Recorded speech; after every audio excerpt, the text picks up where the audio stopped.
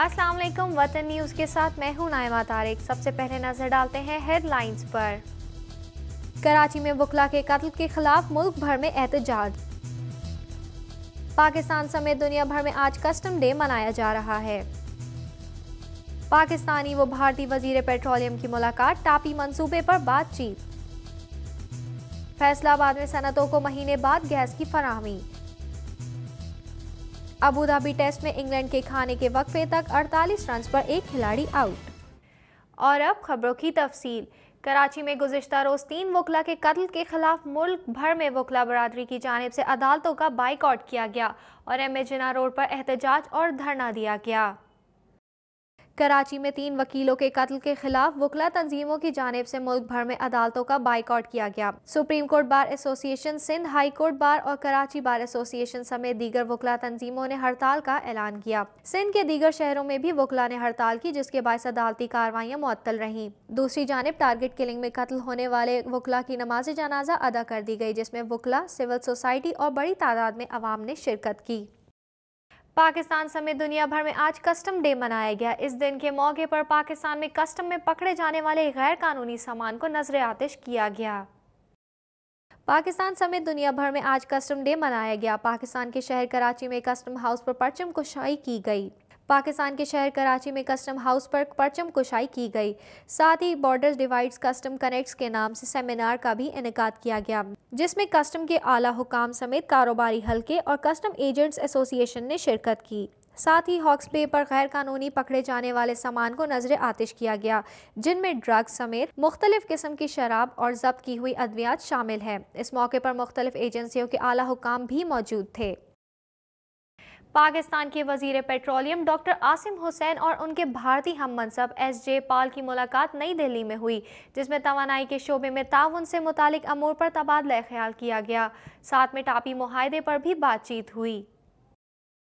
भारत और पाकिस्तान ने कहा है कि वो तुर्कमानिस्तान से गैस की दरामद के लिए मुआहदे के करीब पहुंच गए हैं। पाकिस्तान भारत से पेट्रोलियम मसनूआत दरामद करने की तजवीज़ पर भी गौर करेगा। वुज़रा पेट्रोलियम की मुलाकात के बाद जयपाल रेड्डी का कहना था कि दोनों वुज़रा के दरमियान बातचीत में नुमाया पेशरफ्त हुई है। डॉक्टर आसिम हुसैन का कहना था कि टापी पाइपलाइन मंसूबे के लिए अफगानिस्तान के साथ ट्रांजिट फीस के मसले पर तबादला ख्याल किया जा रहा है। पाकिस्तान और भारत के दरमियान मुश्तरका हिकमत अमली वज़ा की जा रही है। भारतीय वजीर पेट्रोलियम का कहना था कि जो भी समझौता तय पाएगा, इसका इतलाक दोनों ममालिक पर यकसा होगा। उन्होंने कहा कि पाकिस्तान भारत से पेट्रोलियम मसनूआत दरामद करने पर गौर कर रहा है। उन्होंने मजीद बताया कि अफगानिस्तान को भी गैस पाइपलाइन मंसूबे पर दिलचस्पी है और वो पाइपलाइन की हिफाजत का वादा कर चुका है। भारतीय वजीर पेट्रोलियम जयपाल रेड्डी का कहना था कि Iran Pakistan Bharat gas pipeline मंसूबा पसे पुश डाल दिया गया है। भारत वो करेगा जिसमें उसे ज्यादा आसानी होगी। उन्होंने वाजे किया कि भारत ईरान से तेल दरामद कर रहा है और भारत यूरोपीय यूनियन की जानिब से ईरान पर आयद की गई पाबंदियों पर अमल करने का पाबंद नहीं है। दूसरी जानिब डॉक्टर आसिम हुसैन ने एक तकरीब के दौरान कहा कि पाकिस्तान ने मुजव्वज़ा ईरान पाकिस्तान भारत गैस पाइपलाइन मंसूबे के तहत तेहरान से गैस की खरीदारी के मुआहदे पर दस्तखत कर दिए हैं। उनका कहना था कि पाकिस्तान ईरान से तेल नहीं खरीद रहा। फैसलाबाद की सनतों को 1 महीने बाद 2 दिन के लिए गैस की सप्लाई बहाल कर दी गई है। ताहम कई इलाकों में प्रेशर कम होने की वजह से फैक्ट्रियां चलाई नहीं जा सकी। दूसरी तरफ बिजली और गैस की अदम फराहमी की वजह से टेक्सटाइल सनत बुरी तरह मुतासिर हो रही है। सुई गैस हुकाम ने 25 दिसंबर को फैसलाबाद रीजन की तमाम सनतों को गैस की सप्लाई बंद कर दी थी। वफाकी हुकूमत की मदाखलत के बाद अब हफ्ते में 2 दिन के लिए फैक्ट्रियों को गैस की सप्लाई बहाल करने का फैसला हुआ है। सनतकारों के मुताबिक 1 महीने बाद गैस की फराहमी तो बहाल हो गई, मगर मुकम्मल तौर पर सप्लाई बहाल नहीं हो सकी और शहर के कई सनती इलाकों में प्रेशर 30 से 40% तक है, जिस पर फैक्ट्रियों को नहीं चलाया जा सकता। दूसरी जानिब बिजली और गैस की अदम फराहमी की वजह से टेक्सटाइल सनत बुरी तरह मुतासिर हो रही है और पैदावारी लागत में कमी और बरामदात में गुज़िश्ता साल के मुकाबले में बहुत कमी आई है। मुल्की टेक्सटाइल बरामदात का हजम दिसंबर 2011 में सबसे कम रहा, जो $225 मिलियन था, जराये के मुताबिक कॉटन की बरामदात में 44.8 मिलियन फीसद की कमी रिकॉर्ड की गई।